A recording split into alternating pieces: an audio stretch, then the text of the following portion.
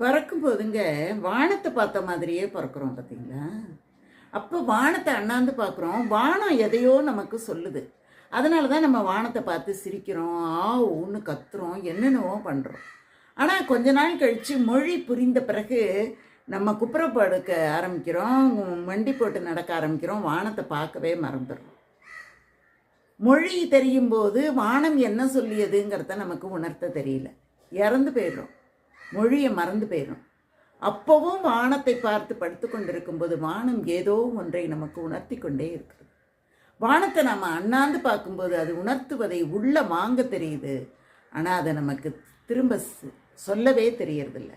அதனால தான் வானத்தை பார்த்து கொண்டே இருப்பவர்கள் அபரிமிதமையான ஞானம் பொருந்தியவர்களாக இருப்பார்களாம். அதனால தான் வைரமுத்து சொல்கிறாரு, வானம் எனக்கு ஒரு போதி மரம், நாளும் எனக்கு அது சேதி தரும் அப்படிங்கிறார்.